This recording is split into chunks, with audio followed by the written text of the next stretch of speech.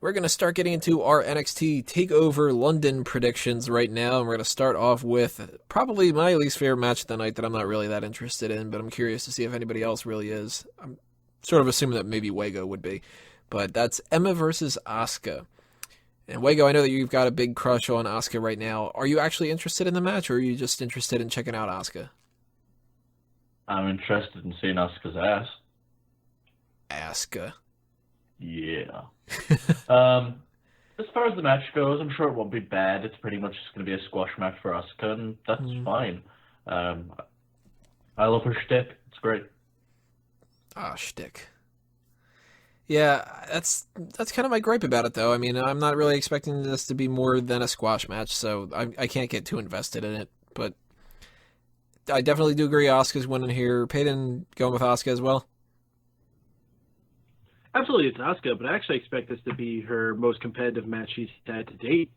I think majority of her matches have been primarily not even squash matches. She actually still lets most people she fights give her a decent amount of offense, even more than like Nia Jax does. Nia Jax has been more of the squash match type. Like, Asuka will actually be the kind to actually grapple around with them for a little bit. This match I'm actually looking forward to because they've been building it for a while. At the last special, they had Asuka versus Dana Brooke, and they've just been having them mess with each other every week leading up to this. And Asuka's just been clawing, waiting for her chance to get revenge on Emma for talking down to her and patting her on the head and all the other mean things that her and Dana Brooke have done to her. So this will be a nice payoff for a lengthy feud that has been fairly enjoyable.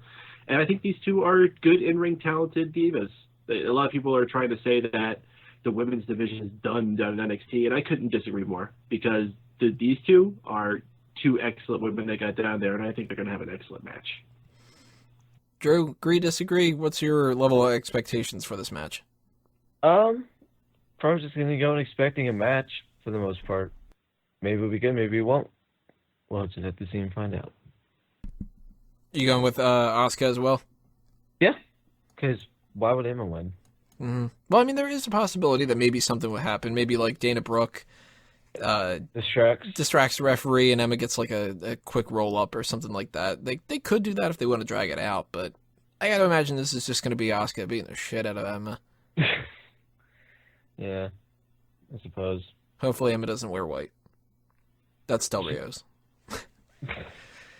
So that's kind of the easiest one to call for the whole night. The other matches that we have could go kind of either way, and when we get into those, we're going to give our predictions for all those going down the line here. This is part 4 right now that you're listening to. Part 5, 6, 7, and 8 are all going to be talking about the rest of the matches. So with all of those, leave your comments below. Tell us what you think is going to end up happening and whether or not you're excited for it too. So do you think Asuka's going to beat Emma, or do you think Emma's got a shot? Maybe she's got that cane in her. I don't know. And if you are sort of leaning towards this being a really good match or a bad match, let us know that as well. We're going to continue on here. Part 5 is going to be about the Tag Team Championship. So click on that if you're on YouTube, and if you're on iTunes and Stitcher, as I mentioned before, all you got to do is sit back and relax, and we'll be right back.